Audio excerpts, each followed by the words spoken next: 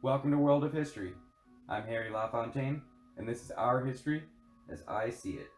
I'm an amateur, hobbyist historian who's making videos on YouTube because it's the only classroom available to me. I'm not a certified expert, I am not a professional, I don't even have a college education.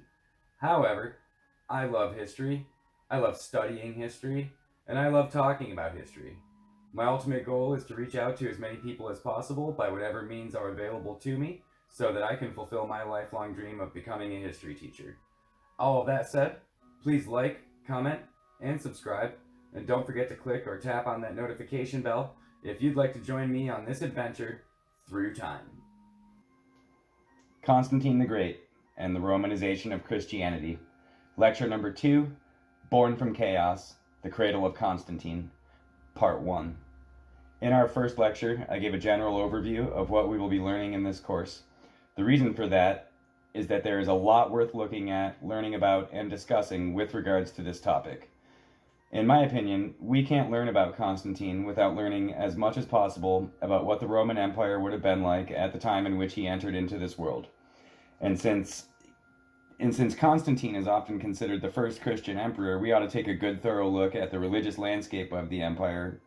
Well, it was absolutely huge at this time and comprised of literally dozens of different cultures that were spread all throughout this massive territory, which literally controlled the entire Mediterranean coastline. As a matter of fact, there was never another nation to accomplish this feat, not even close. After the evolution of the Western Empire began around the end of the 5th century and all through the 6th century, and I call it the evolution of the Western Empire as opposed to the collapse of the Western Empire, because it evolved. It didn't just collapse and end, and then everything that the entire Roman West had come to stand for and represent was just gone forever. It was really just an evolution. It was other people's sort of carrying the torch, if you will. But after the evolution of the Western Empire began around the end of the 5th century and all throughout the 6th century, no other power ever even controlled half of the Mediterranean coastline. Think about that. Think about that and just imagine the variety of cultures that would have needed governed. Think about how challenging it would be not only to unify all of these different peoples, but also to unify them all in such a way that everyone is on board with your vision as emperor for the empire. Okay, so in this second lecture, which I've given the super rad title of Born from Chaos, the Cradle of Constantine, we will be learning about exactly what that super rad title suggests. I came into this with a pretty solid understanding of what I'll be talking about, but even still, I spent day after day after day after day learning more about this great topic, and let me tell you, it is marvelously complex. So I've split it into 2 parts. So what are we talking about here? Well, we will be learning in some detail about the so-called crisis of the 3rd century.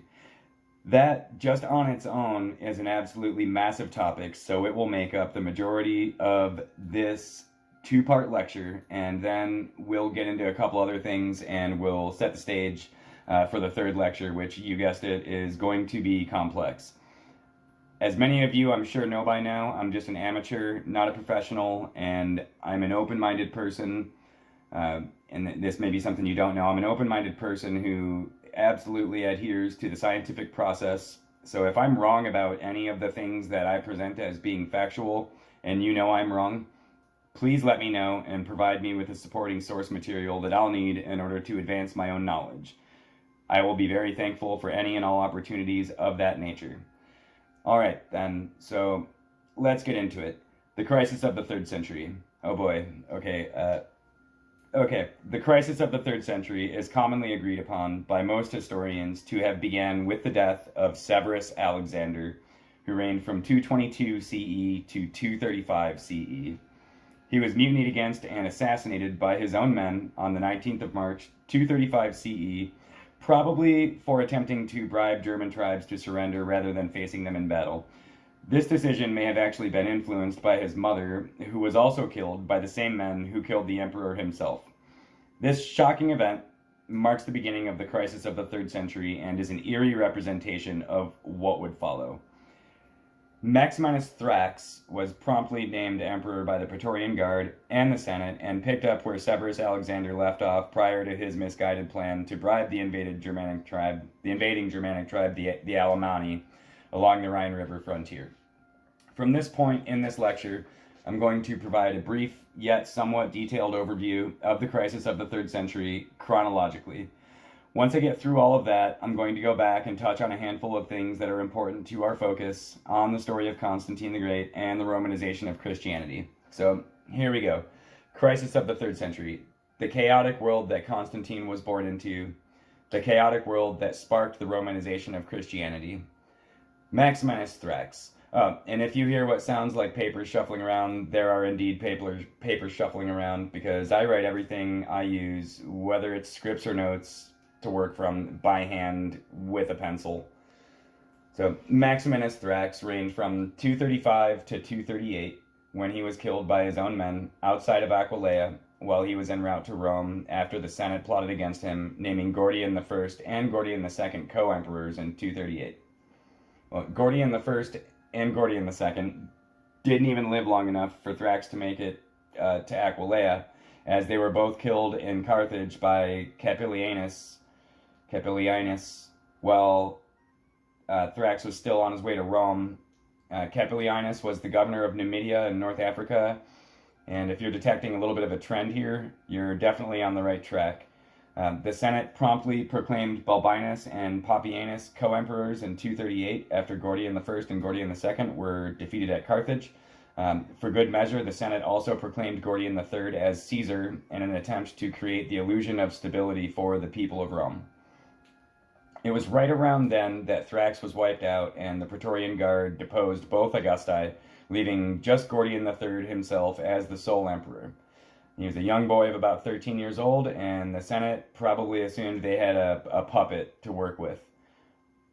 Gordian III reigned from 238 to 244 when, as a young adult, he was killed in battle against the Persians, somewhere around Mesopotamia probably. During this period, Sabinianus revolted, proclaimed himself emperor, and was quickly defeated. In 243, when the advisor and father-in-law to Gordian III died, Philip the Arab became Praetorian prefect and regent to Gordian III. In 244, when Gordian III was killed in battle, Philip proclaimed himself emperor, negotiated peace with the Persians by bribing them, and named his son Philippus II as his Caesar. The Senate ratified his proclamation, and Gordian III was deified. It was all throughout this period of 235 to 284 that Goths, Vandals, Carpi, Alemanni, Marcomanni, Franks, among others, were all penetrating the Roman frontier boundaries along the Rhine and Danube. These invasions or incursions or raids, depending on the who and the where, took on all of these forms, including possible attempted mass migrations by these peoples as well. There was more than enough pressure on these different peoples themselves coming from the far side of their own borderlands, from the people of the steppe and maybe through maybe from Scandinavia as well, and it was forcing them towards the empire and ultimately across the Roman frontier boundary areas. These so-called boundaries weren't defined by people back then the way we define them in modern times by drawing lines and then using different colors to mark territories. Nothing like that. Taking that into consideration, the easiest way to define the empire's mainland northern boundaries is to be familiar with the geography of the Rhine and Danube rivers, as they are both commonly used as points of geographical reference very frequently. Anyway, Philip gave a general named Decius command of the legions along the Danube. In the year 247, Philip prepared to celebrate the 1000th birthday of the city of Rome by preparing the city for the Ludi Secularis, or the Millennium celebration. All through his reign, Philip regularly raised taxes to fund wars against different barbarian incursions, construction projects, and the Ludi Secularis itself. This would no doubt foster plenty of unrest, and in 248, revolts would result in 3 different men, Pacatianus, Jotapianus, and Sibanicus, all being proclaimed as emperors, respectively.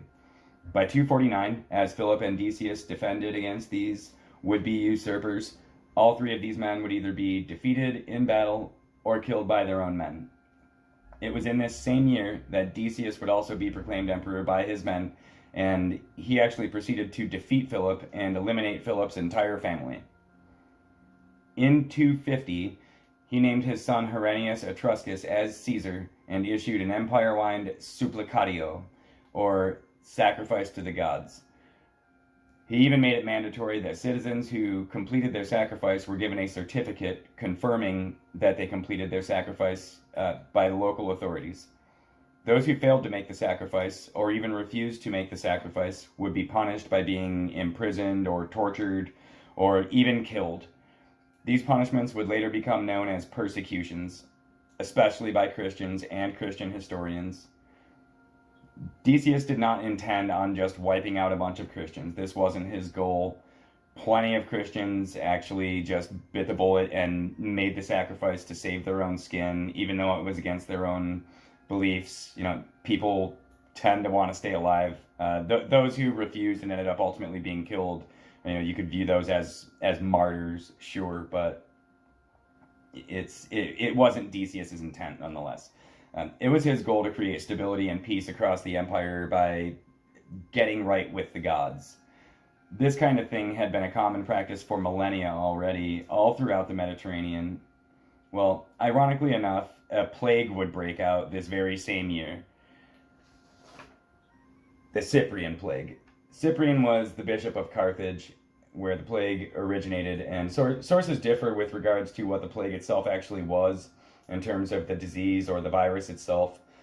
From what I've gathered, it was an infectious disease similar to either smallpox or possibly some sort of severe pandemic influenza, or maybe even something along the lines of the Ebola virus, which is a filovirus that causes a hemorrhagic fever, infecting your stomach and intestines and bowel tract severely.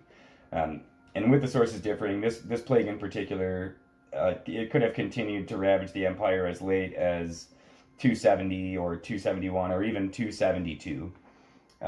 Anyway, in 251, as the plague ravaged the empire, Decius named his son Herennius as his co-emperor and his son Hostilian as his Caesar, and the co-emperors marched off into battle against the Goths, only to be defeated and killed in battle. At this time, Trebonius Gallus would be proclaimed emperor by the army, and Hostilian proclaimed emperor by the Senate. In an unusually collaborative maneuver, Gallus would actually adopt Hostilian, and the two would reign as co-emperors. Well, unfortunately, before the end of 251, Gallus would, well, not unfortunately, but before the end of 251, Gallus would negotiate peace with the Goths, and then, unfortunately, Hostilian would die of the plague. Trebonius named his son Volusianus as his co-emperor, and in 252, Scythians from the Steplands would invade Anatolia and the Balkans, and in the same year, the Persians would invade the eastern frontier.